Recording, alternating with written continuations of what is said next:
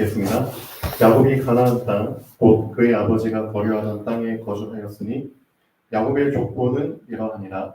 요셉이 17세 소년으로서 그의 형들과 함께 양을 칠 때에 그의 아버지의 아내들 빌하와 실바의 아들들과 더불어 함께 있었더니 그가 그들의 잘못을 아버지에게 말하더라. 요셉은 노년에 얻은 아들이므로 이스라엘이 여러 아들들보다 그를 더 사랑하므로 그를 위하여 채색 옷을 지었더니 그의 형들이 아버지가 형들보다 그를 더 사랑함을 보고 그를 미워하여 그에게 편안하게 말할 수 없었더라. 요셉이 꿈을 꾸고 자기 형들에게 말하매 그들이 그를 더욱 미워하였더라. 요셉이 그들에게 이르되 청하건대 내가 꾼 꿈을 들으시오. 우리가 밭에서 곡식단을 묶더니 내 단은 일어서고 당신들의 단은 내 단을 둘러서서 절하더이다. 그의 형들이 그에게 이르되 네가 참으로 우리의 왕이 되겠느냐? 참으로 우리를 다스리게 되겠느냐? 하고 그의 꿈과 그의 말로 말미암아 그를 더욱 미워하더니 요셉이 다시 꿈을 꾸고 그의 형들에게 말하여 이르되 내가 또 꿈을 꾼즉 해와 달과 열한별이 내게 절하더이다 하니라. 그가 그의 꿈을 아버지와 형들에게 말하며 아버지가 그를 꾸짖고 그에게 이르되 네가 꾼 꿈이 무엇이냐? 나와 네 어머니와 네 형들이 참으로 가서 땅에 엎드려 내게 절하였느냐? 그의 형들은 시기하되 그의 아버지는 그 말을 간직해 두었더라. 아멘.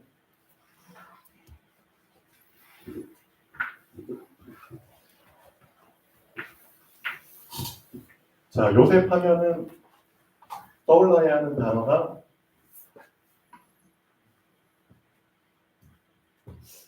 절대라는 단어가 떠올라야 합니다. 그 뒤에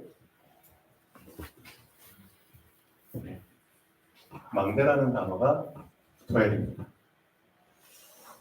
절대라는 단어가 왜 떠올라야 되냐? 방금 말씀 읽었죠? 전혀 안 흔들렸잖아요. 형들이 뭐라고 하든, 그렇죠? 아빠 엄마가 뭐라고 하든, 주변에서 뭐라고 하든 절대 안 흔들려요. 절대 영향 안 받아요. 그렇죠? 왜 그럴까요? 절대자를 알고 있거든요. 그렇죠? 그 절대자가 주신 것을 붙잡고 있거든요. 그 붙잡은 것을 얘기했거든요.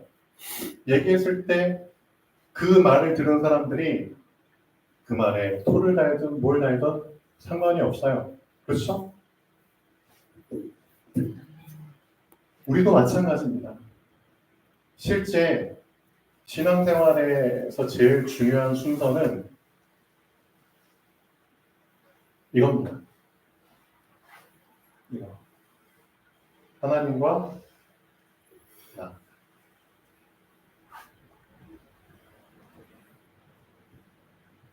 수직적 관계가 형성되는 게 사실은 제일 중요합니다. 수직적 관계. 근데 요셉의 시간표가 이때는 어렵기 때문에 어떤 관계는 형성이 안 됐죠? 수평적인 관계는 형성이 안 됐죠. 그러니까 주변에 있는 사람들이 수용을 못 하잖아요. 그리고 요셉도 주변에 있는 사람들을 수용을 못 하죠. 그래서 하나님이 요셉을 어떻게 인도하시냐? 하나님과 나와의 수직적 관계는 맺어졌기 때문에 이제 요셉에게 필요한 것은 수평적 관계를 위한 그릇을 넓히는 기간이 필요한 거예요. 그걸 위해서 하나님이 요셉에게 그렇죠. 형과 가족들을 떠나 그릇을 넓힐 수 있는 여정을 가게 하신 거죠. 애굽으로 달려가게 하시고 노예로도 살게 하시고 그 속에서 가정총무. 뭔 뜻이죠? 노예로 있다가 가정총무가 됐어. 그릇이 넓어진 거예요? 좁아진 거예요? 넓어진 거죠. 그렇죠? 그 다음에 누명을 받았는데 변명도 안 했어. 그릇이 더 넓어진 거죠? 그릇이 넓어졌다? 무슨 뜻이죠? 담을 수 있다는 거잖아요. 담을 수 있다 무슨 뜻이죠? 살렸다는 겁니다. 키는 그겁니다. 담아야지만 살릴 수 있거든요. 맞잖아요. 노아의 방주 안에 들어와야지만 살릴 수 있는 거예요. 그렇죠? 그래서 하나님께서는 계속 그릇을 넓힐 수 있는 여정을 가게 하신 겁니다. 우리 십자가 같기도 하고 하는 것 같기도 하고. 근데 실질적인 십자가의 의미가 이 관계를 얘기하고 있잖아요. 어떻게 보면. 사실상 형틀이지만, 사람을 죽이는 형틀이지만, 이 십자가 속에 담긴 의미는 하나님과 나와의 수직적 관계, 그 다음에 나와 사람들과의 수평적 관계. 그렇죠? 이 두 가지가 온전하게 나에게 세팅이 될 때 하나님이 나를 그릇으로 쓸 수 있는 겁니다. 그렇죠? 그런데 순서는 분명히 여러분이 알고 계셔야 됩니다. 어떤 순서? 수직적 관계가 먼저 맺어져야 됩니다. 그렇죠? 사람과 사람 사이의 관계가 먼저 맺어져서 문제가 생긴 겁니다. 맞잖아요.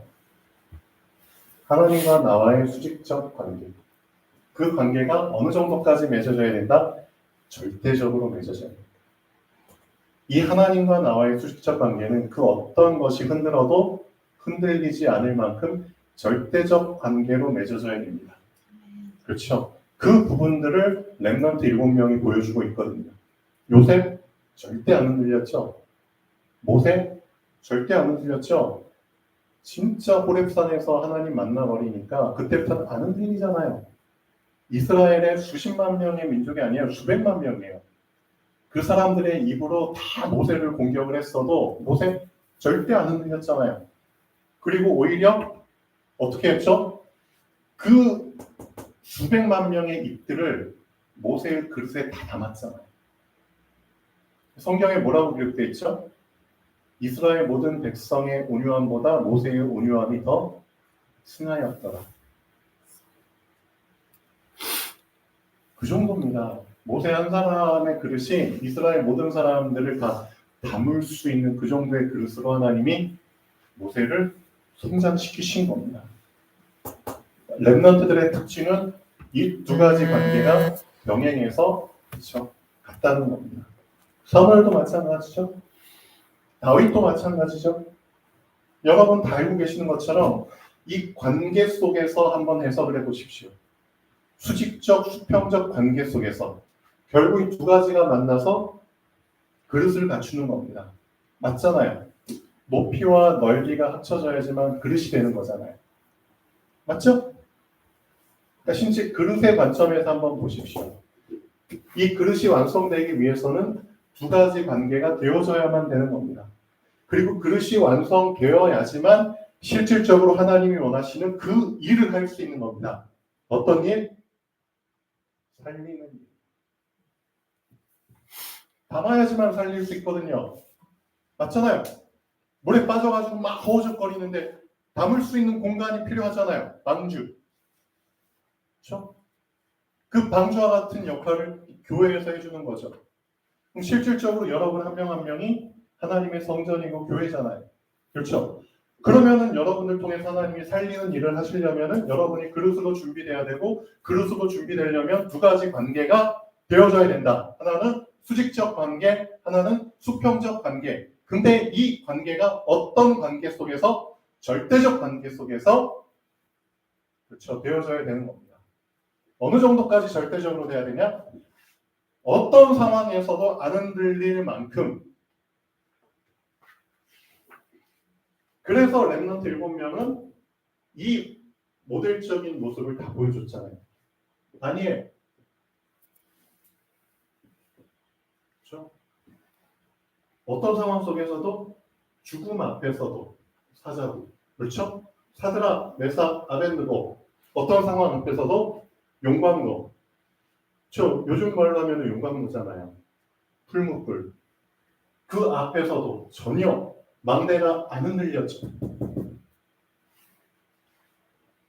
그러니까 실질적으로 여러분이 이 힘에 대한 부분을 고민을 좀 생각을 많이 해보셔야 됩니다.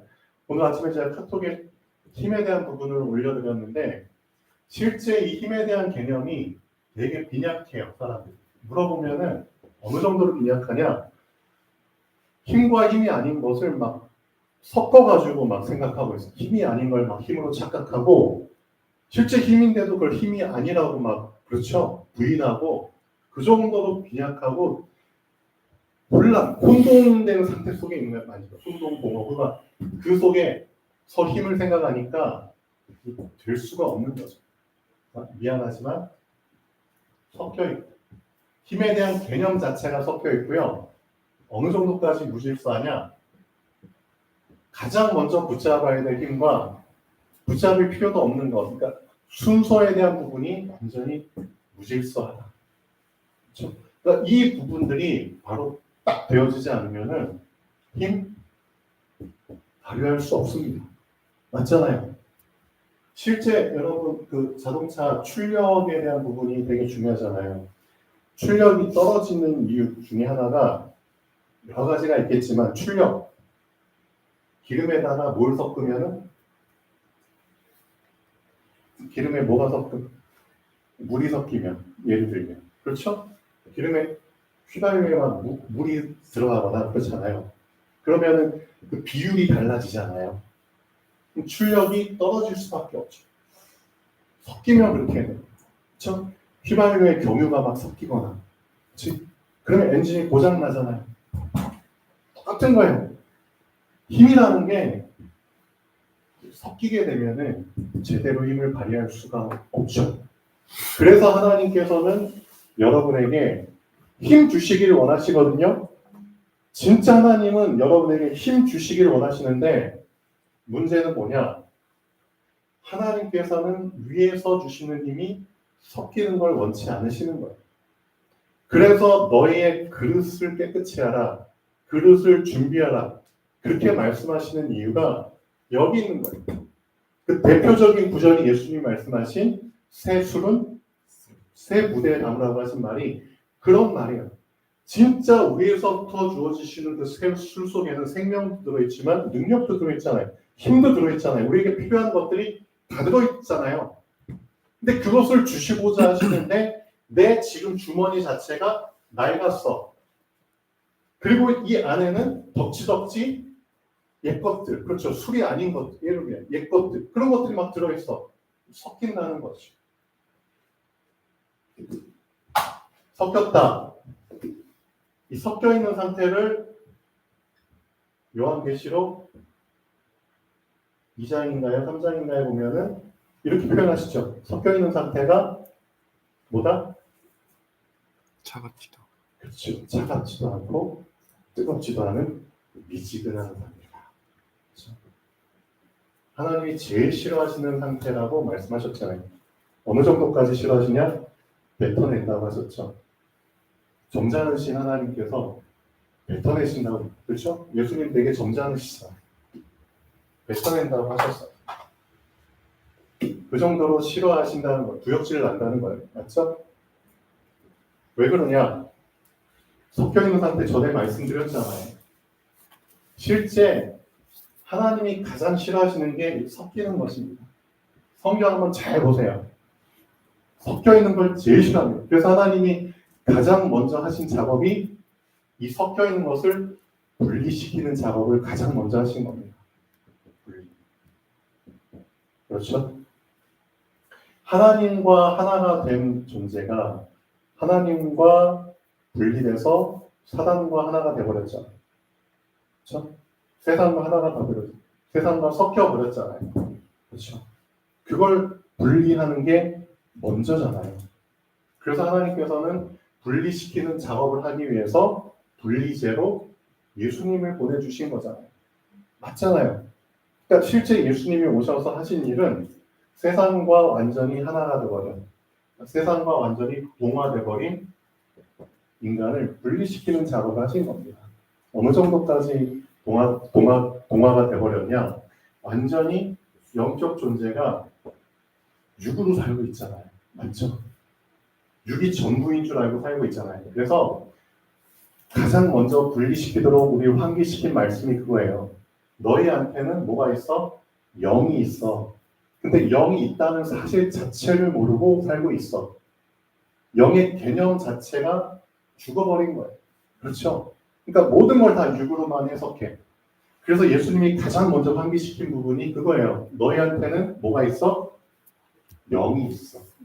너희한테는 영이 있다.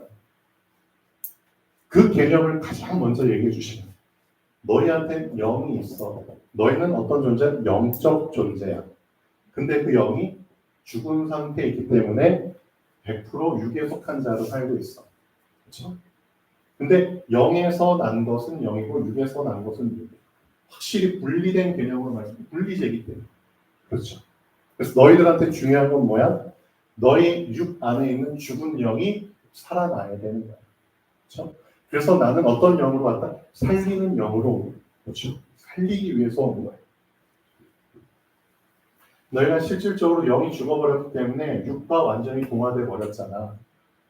그래서 예수님이 우리한테 먼저 취하신 말씀이 너희의 영이 살아나야 되고 살리는 영과 뭐가 돼야 돼? 동화가 돼야 되는 거예요. 그렇죠? 살리는 영과 동화가 돼야 돼요. 있잖아요, 여러분들 그 큰 문제가 터졌어요. 그 문제 때문에 막 고민하고 갈등해. 도저히 답이 없어. 머리를 막 쥐어짜도 답이 안 나와. 그런 현실 속에서 갑자기 예를 들면 병이 들었다고 쳐요. 병이 들어서 이제 병원에 입원을 했어. 근데 입원을 했는데 거기에서도 막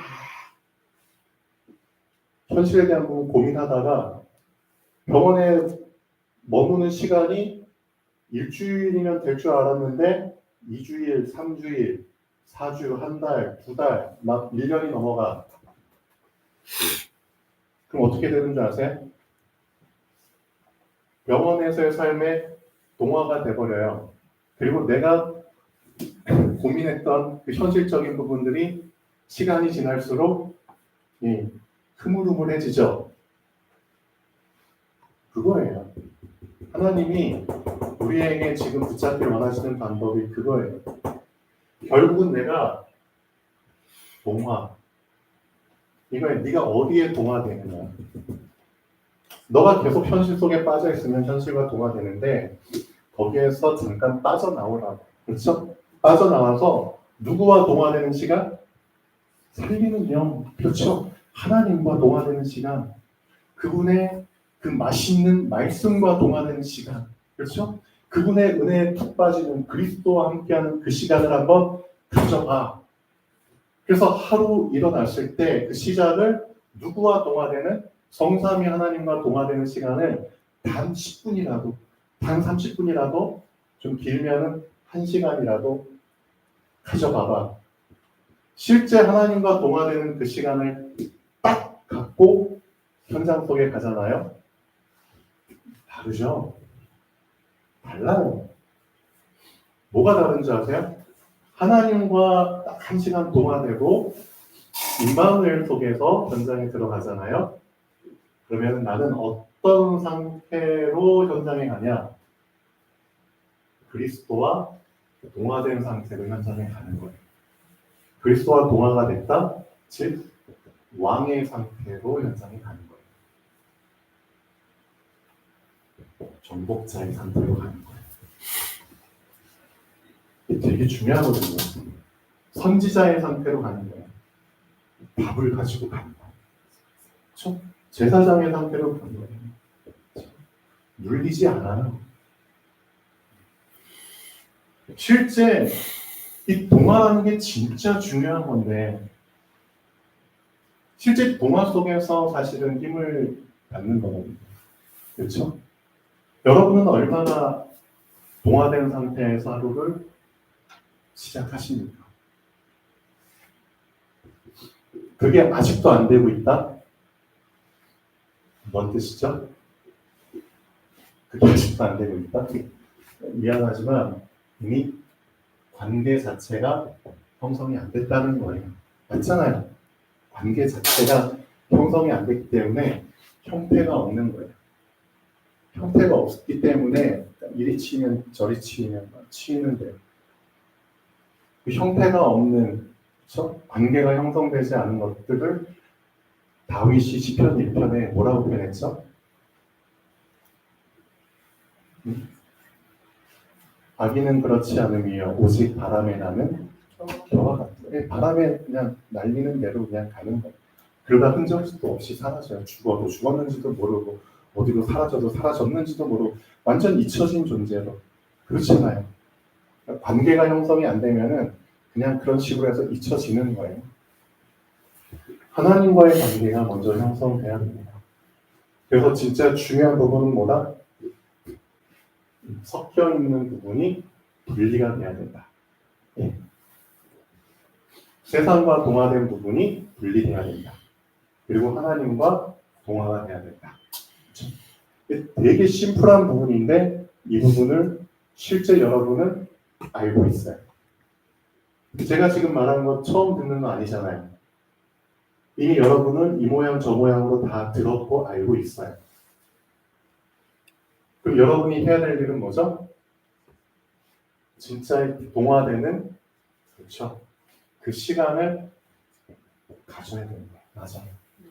진짜로 동화되는 시간 갖고 그 속에 있어야 되는 거예요. 그 시간을 작게 시작해라. 그렇죠? 작게라도 시작해라. 너무 거창하게 시작하면은 분명히 중단하게 되거든요. 작게 시작해요. 왜 작게 시작해야 되는지 아세요? 작게 시작해야 되는 이유. 크게 시작하면 안 되는 이유. 왜 작게 시작해야 되죠? 지속해야 되니까 작게 시작하는 거예요. 그러면 하나님 보실 때 뭐가 중요한 거예요? 지속이 중요한 거잖아요. 왜? 사람은 지속을 해야지만 동화가 되거든요. 맞죠? 동화가 돼야지만 절대라는 그 상태 속에 들어갈 수 있거든요. 그렇죠? 하나님이 주신 방법이에요.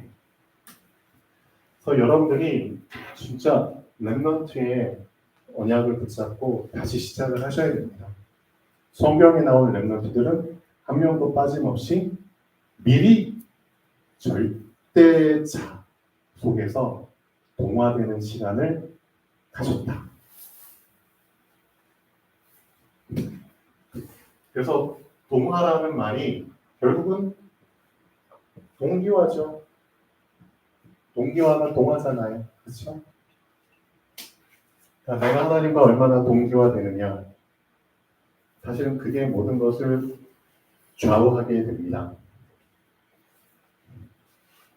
자, 사도행전.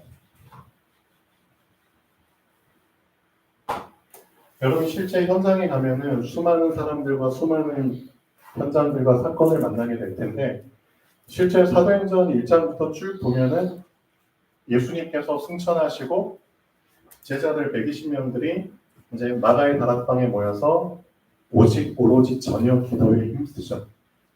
이게 뭔 시간인 줄 아세요? 하나님이 주신 언약과 동화되는 시간이에요. 맞잖아요. 어떤 상황이 와도 흔들리지 않는 그 절대라는 것을 나의 것으로 만드는 그 동화되는 시간이었거든요. 그 시간을 통해서 사도행전 2장의 시간표가 시작됐죠. 오순절, 그렇죠? 날 이름에 하늘로부터 강하고 급한 바람 같은 것이 있어 불의 혀같이 갈라지는 것이 보여 저희 머리 위에 임하였더니 저들이 곧 성령의 충만을 받고 성령이 말하게 하심을 따라 각종 방언으로 말하기를 시작하니라. 그게 사도행전 2장의 내용이죠. 그런 일들을 통해서 15개 나라에서 온 그렇죠. 경건한 자들이 제자로 이제 편입이 되죠. 수천 명이 이제 공동체 생활을 하게 되죠. 그런 생활 속에서 사도행전 3장 어떤 일이 일어나죠? 베드로와 요한이 정시 기도를 하기 위해서 성전에 올라가죠. 올라가는 길에 성전 미문 앞에서 누굴 만나죠? 안진뱅이를 만나죠. 안진뱅이를 만나고 실질적으로 절대 망대가 세워진 나와 하나님과의 인생의 망대가 세워진 사람이 실제 안진뱅이를 일으켜 세우는 어떤 망대가 시작돼? 현장의 망대가 시작되죠. 현장의 절대 망대. 그 안진뱅이 사건을 통해서 현장이 바뀌어버려요. 그 안진뱅이 한 명 일어난 걸 통해서 이스라엘 전역이, 예루살렘 전역이 막 소란을 일으키죠. 그러니까 너무 소란이 크니까 잡혀가잖아요. 그렇죠? 잡혀가서 이 베드로와 요한이 그 법정 앞에서 뭔 말 했는 줄 아세요? 절대 망대에, 그렇죠? 그 고백을 한 거예요. 다른 이로서는 구원을 받을 수 없나니 천하 인간의 구원을 얻을 만한 다른 이름을 너에게 주신 적이 없다. 다른 건 없다. 절대적 신앙 고백을 한 거예요. 하나님 앞에서 사람의 말을 듣는 것이 하나님의 말을 듣는 것보다 옳은가 한번 판단해봐. 우린 보고 들은 것을 말하지 않을 수 없어. 절대적 망대들의 고백이에요. 그런 고백을 통해서 현장을 완전히 장악해버리잖아요. 그러니까 여러분에게 진짜 인생의 절대 망대가 세워져 버리면 그 인생의 절대 망대가 세워진 자들을 통해서 현장의 절대 망대가 설 수밖에 없도록 하나님이 만남과 사건을 주시는 겁니다. 근데 실제 여러분에게 많은 만남과 사건이 있지만 그게 정말 현장의 절대 망대로 서고 있냐 이거예요. 그런 기회를 다 놓치는 이유는 내가 내 인생의 절대 망대가 서지 않았다는 거겠죠. 그래서 지금부터 다시 하시면 됩니다. 어떤 작업을 섞인 것을 분리하는 작업을 하십시오. 그래서 진짜 누구와 동화돼야 된다? 하나님과, 성삼위 하나님과 동화되는 그 시간을 가지셔야 됩니다. 그 동화되는 그 시간이 실질적으로 창세기 1장 27절이 회복되는 시간입니다.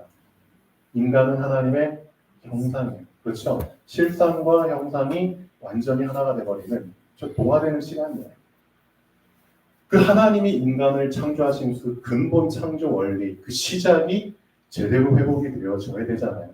그걸 위한 동화되는 시간이 여러분에게 있어야지만 창세기 1장 28절이 시작이 되는 거잖아요.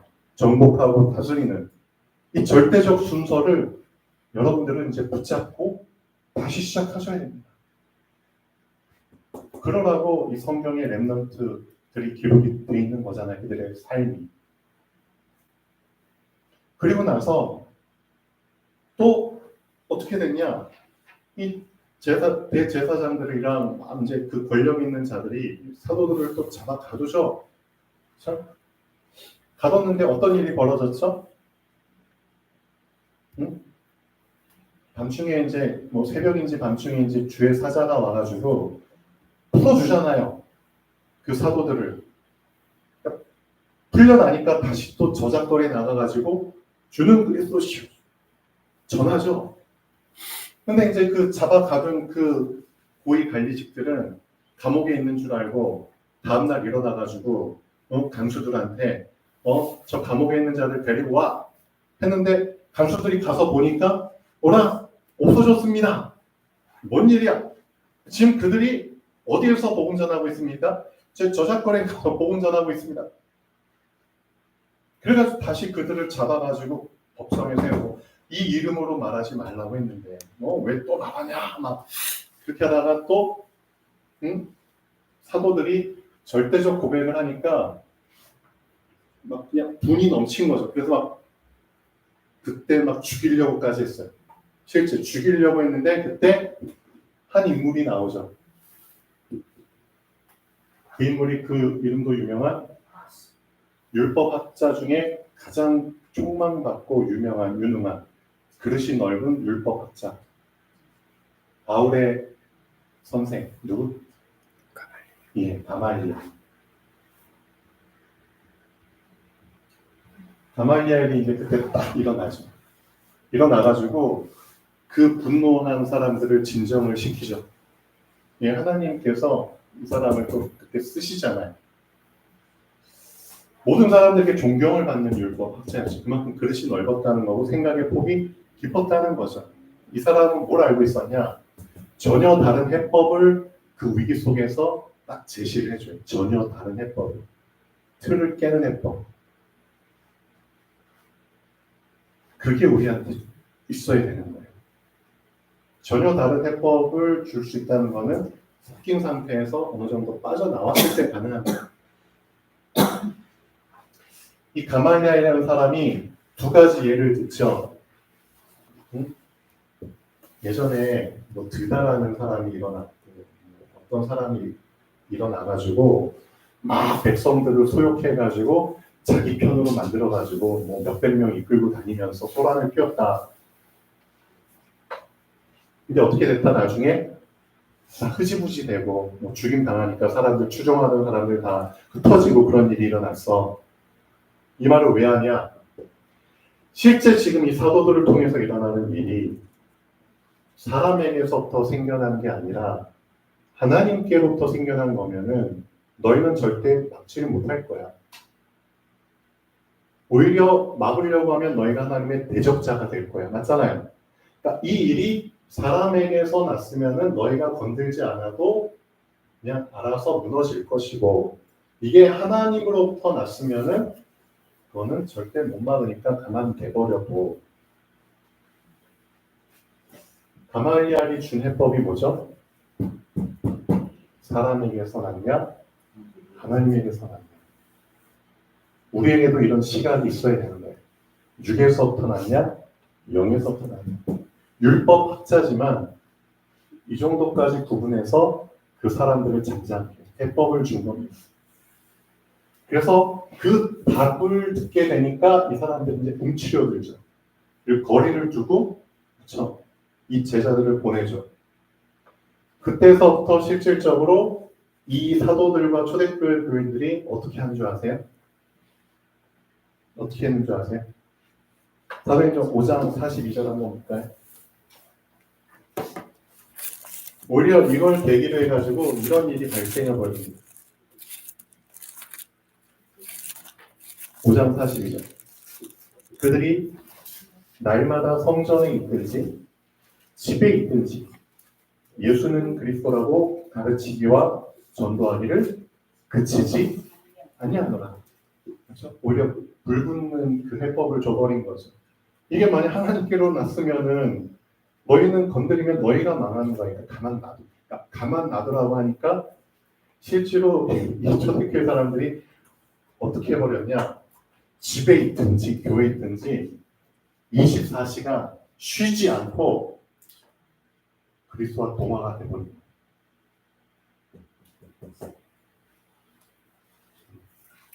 실제.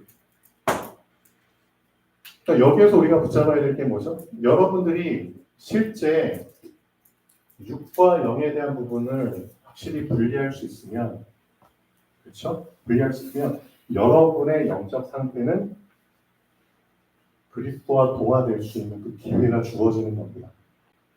그러면 여러분들은 그 동화되는 영적 상태로 인해서 장소 불문하고 이렇게 될 수 있습니다.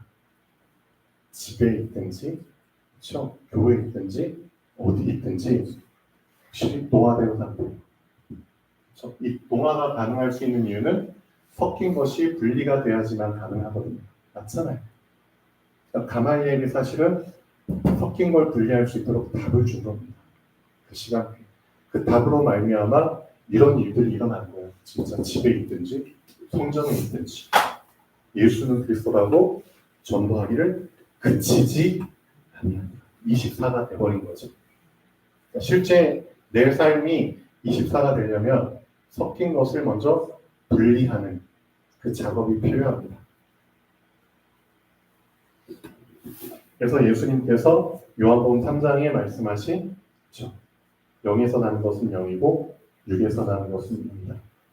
이 부분을 가장 처음 니고데모에게 복음의 시작, 그렇죠? 그 시간표에 말씀을 하신 거예요. 제일 중요하니까, 그렇죠? 섞인 자에게 뭘 얘기하는 게 가장 좋겠어요? 섞인 자에게 맞잖아요. 그렇죠? 분리시키는 말을 하는 게 제일 시급한 거잖아요. 그래서 하늘과 지금 땅이 분리돼 있잖아.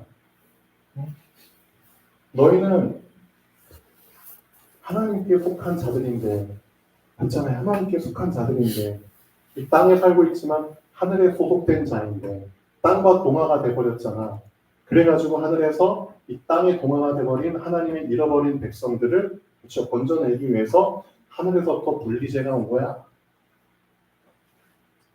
그렇죠. 그러니까 여러분의 지금 섞여 있는 영적 상태, 틀린 것들, 붙어 있는, 엎치덕치 붙어 있는 그게 분리되는 그 작업이 분명히 있으셔야 됩니다. 그 시간을 꼭 가져야 되고, 그 시간을 많이 가질수록 더 빨리 동화될 수 있습니다. 사실. 그렇죠? 그래서 여러분의 목표는 24.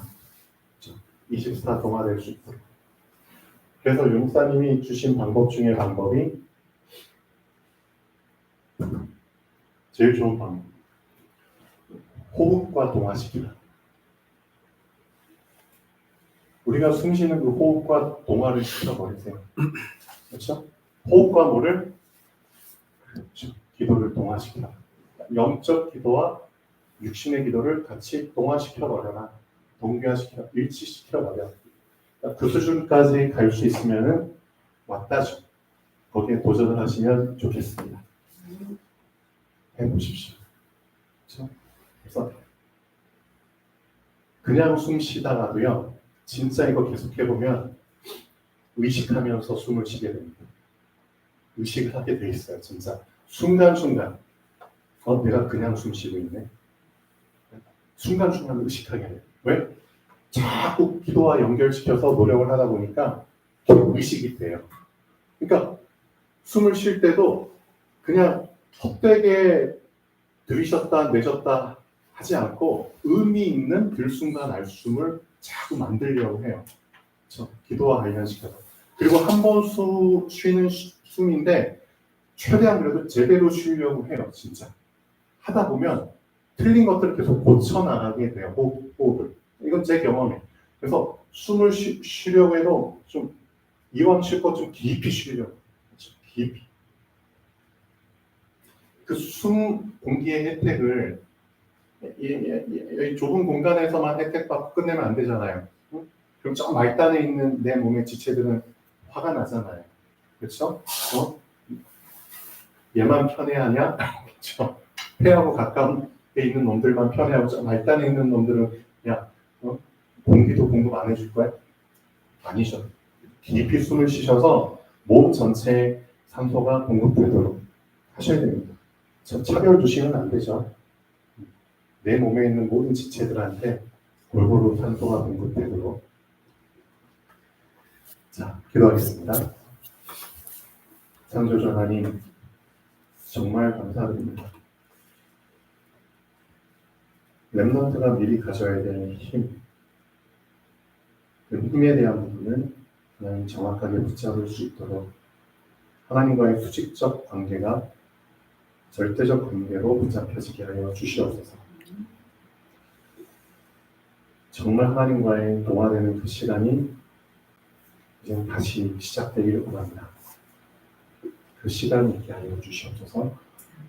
그리고 그 시간이 지속되기를 원합니다. 우리 주 예수 그리스도로 기도합니다.